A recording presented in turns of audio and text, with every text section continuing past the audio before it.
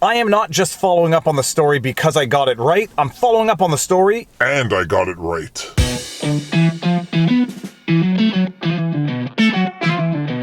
Viva Frei, Montreal litigator turned YouTuber, and Winnie the Westie. We have a new routine right now, you see. When the dog goes crazy in the afternoon, we come into the car, he takes a nap, and I shoot a video. So for those of you who may not know, Nike recently sued a company called MSCHF, which I think stands for Mischief. It's a company that Lil Nas is associated with. Lil Nas is, from what I understand, a rapper, although I cannot pretend to know of his music. And for those of you who may not know, Nike is currently suing MSCHF for trademark infringement because MSCHF put out a shoe called the Satan shoe. In fact, they put out 666 of these so-called Satan shoes, which are made from original Nike Air Max 20s, I think? Air Max 97 or Air Max 20. They are made from original Nike Air Max whatevers, except they are modified somewhat to have a satanic theme, and instead of having air in the insole, they actually have a red liquid with dye and 1 drop of actual human blood. Nike did not take kindly to this, and they filed a lawsuit for trademark infringement and dilution, and for those of you who do not know, that was my video from yesterday. Now, in that vlog, and it's VLAWG because it is a law-themed vlog, in that vlog, I specified that I didn't really think there were any thorny legal questions in this. I thought it was pretty much a slam dunk of a lawsuit. I took a small amount of flack in the comment section and online from people who didn't think this was quite such a slam dunk of a lawsuit. Well, lo and behold, today a judge issued a temporary restraining order against MSCHF to stop selling the shoes. The only problem is they sold all the shoes already. From what I understand, of the 666 Satan shoes that were up for sale, they sold 665 of them and gave the last pair away, but we're getting ahead of ourselves. I want to get into the substance of what is going on right now. Nike blocks sales of Lil Nas X's Satan shoes with temporary restraining order. Of course, the shoes are already sold out with 1 remaining through a giveaway. Nike's beef with Lil Nas X, quote, Satan shoes, end quote, is heating up.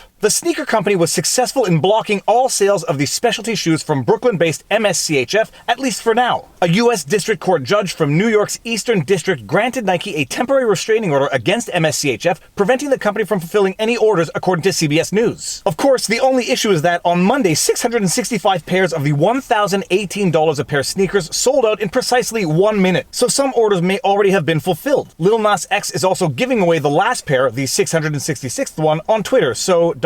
yeah. So this is very interesting because while I thought the lawsuit was something of a slam dunk, I didn't actually notice that they were requesting a temporary restraining order in the actual lawsuit itself. And for those of you who don't know what a temporary restraining order is, it's basically like an emergency order from the court enjoining someone to stop doing something. Reading through the lawsuit, I didn't actually see where, if anywhere, Nike asked for an actual temporary restraining order, causing me to question whether or not this judge adjudicated what we call in the industry ultra petita. From Duhame's Law Dictionary, ultra petita definition, Latin, beyond that which is sought. Usually used in relation to a judgment of the court which exceeds even that which was asked for, such as a damage award which is in excess of what a plaintiff requested. An ultra petita decision is not good law and is typically and successfully appealed on that ground. The ultra petita rule highlights the importance of good pleadings, as a court cannot generally give a litigant more than what they ask for. If a personal injury is alleged but no damage is pleaded, awarding damages might be ultra petita. The reality is that in most cases, a judge will nudge a litigant along to make up for any fatal deficiency at trial, such as, and we don't need to go on anymore. So I don't know exactly what happened here, but in the pleadings that I went through in yesterday's vlog, I didn't see Nike asking for a temporary restraining order. Maybe they asked for one verbally during the hearing, maybe they filed another pleading that I'm not aware of, but bottom line, a judge granted a temporary restraining order even if it's going to be of questionable effect. And while I noticed that Nike did not specifically ask for a temporary restraining order in the pleading that I looked over, I also noticed that they didn't request a seizure before judgment, at least from what I saw in the lawsuit. Now, it is a peculiarity of trademark law in Canada, and from what I understand also in the United States, is that when there is an allegation of trademark infringement, one of the remedies that is available to a plaintiff is a seizure before judgment of the alleged counterfeited or trademark infringed goods. The idea is that the trademark holder owns all copies made of the trademark, so if someone goes out and violates your trademark, you can seize those goods as though they are your own, being the trademark holder. And going back to one of my own experiences in the practice of law, it is a recourse that I actually used in Quebec. We don't need to get into the nitty-gritty of the details. Suffice only to say that I had a client that was a well-known local Montreal restaurant. Let's just call them Vivas. Well, one day we discover that a restaurant opened up probably a kilometer away, they called themselves Vivos, and they literally copied each and everything from our restaurant. They copied the logo, they copied the font, they copied the menus, they literally copied the menus off the internet to such a degree that they actually forgot to change the Vivas to Vivos in one of their copied menu items. So not only did we sue, but we came in with a seizure before judgment, and we seized all of the allegedly, although objectively infringing materials from the menus to the very awning on the street front. Now, from what I understand, there is a similar recourse in the United States, and reading Nike's pleadings, I was a little surprised to see that they were not going for a seizure before judgment. Maybe they knew that it would be totally useless. But not only did they not ask for a seizure before judgment in the pleadings,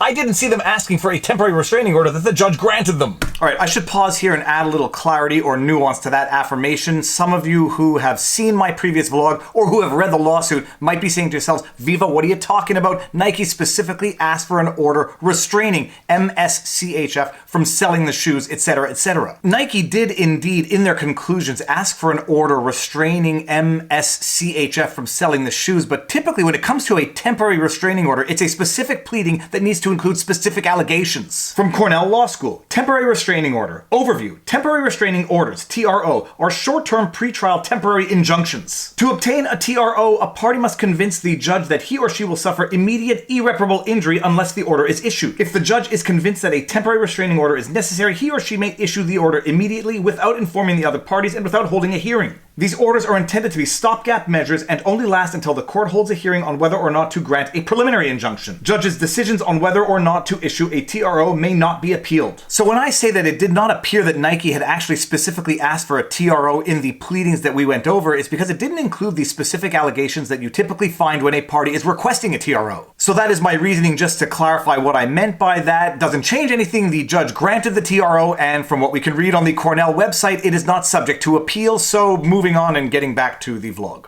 But alas, the judge did in fact grant a temporary restraining order enjoining MSCHF from selling the shoes, even though they've already sold out all of their 665 shoes, although it's not clear if they have actually delivered those shoes, so maybe Nike still has something to potentially seize. We will find out, but this is one of the first of many nails in this coffin of a losing lawsuit from MSCHF. And because I read most, if not all, of the comments in the comment section, a lot of people were asking, why is this not just considered to be an art project? How is this any different than the previous incident they had with MSCHF as well, with the things called Jesus shoes? I swear to you, I'm not making this up. Apparently, the same company, MSCHF, had sold something that they called the Jesus shoe, which included actual holy water in the shoe. The same company that is now selling the Satan shoe had previously sold what they called the Jesus shoe, which was itself made from an original Nike shoe, modified to include actual holy water from the Nile River, blessed by a priest in New York, and they were selling them for thousands of dollars as well. Well, the situation might be different, if only because of the quantity of the Satan shoes, which itself could lend to the idea that Nike is a part of the project. From what I was able to uncover in my interwebs research, apparently only 24 of the Jesus shoes were made. Nike Jesus shoes and the world's most valuable trainers. The Jesus shoes worth $3,000. You know, I've got to stop it right there for a second. It's not because someone is asking for $3,000 for a pair of shoes that those shoes are worth $3,000. It's not even because someone paid $3,000 for those shoes that they are worth $3,000. I am channeling my late grandmother, who passed away at the ripe old age of 103, who often told me that a fool and his money are easily parted. This is also the same grandmother who, when we bought her a cane made from a real bull's penis, responded as follows. The shaft of the cane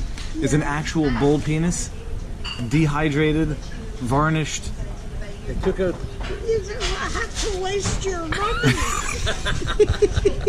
So yeah, shoes are not worth $3,000 just because someone paid $3,000 for those shoes. Designers MSCHF have released a pair of Nike trainers dubbed, quote, Jesus shoes, end quote, because they have been blessed by a priest and filled with holy water. They cost $3,000 and sold out in minutes. Each shoe of the Nike Air Max 97s contains 60 milliliters of holy water in an air-filled sole. The trainers have a Bible verse written on the side, and less than 24 pairs were made. Nike were not involved in the creation, as MSCHF bought the trainers at retail value before transforming them. Daniel Greenberg from MSCHF explained the brand wanted to make a statement that, quote, collab culture, end quote, when two or more brands make something together is, quote, getting out of hand, end quote. The controversial trainers have sparked a huge online reaction. Whilst these unique shoes have set people back $3,000, this is just a drop in the ocean compared to some of the most expensive trainers in the world. Check out some astonishingly pricey pairs below. No thank you, although I have to flash a few because they are absolutely outrageous.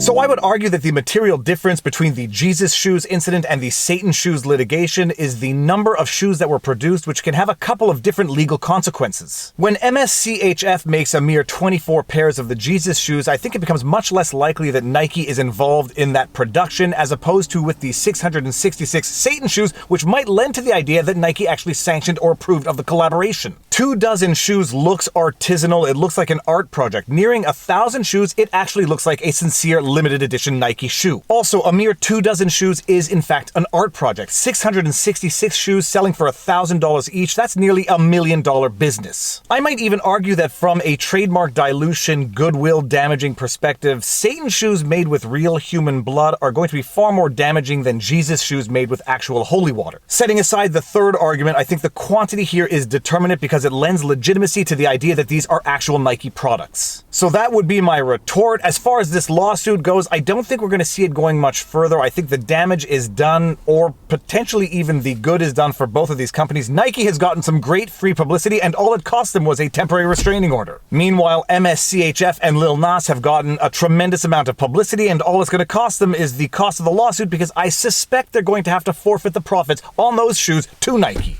I guess that is another prediction as to how this is going to settle. I do not see MSCHF keeping the profits from the sale of those shoes. If those shoes haven't gone out already, I think Nike is going to seize them. We will see what happens. But that is your law vlog for the day, and if you like my videos, you like my content, please be sure to like, share, subscribe, hit the notification bell, and drop a comment in the comment section below because it feeds the algorithm. Feed me all night long. If you want to support the channel, all of these support links are in the pinned comment. We've got PayPal, Patreon, subscribe to our YouTube membership. Robert Barnes and I do weekly live streams every Sunday. We do weekly interviews every Wednesday called The Sidebar. We also have a page on Locals called vivabarneslaw.locals.com where subscribers get exclusive content. All of my stuff is also on Rumble for free for the world to see, but more important than any of that, take care of yourselves, check in on friends and family, make sure everyone around you is doing well, and now you know your vlog. Peace out. Booyah.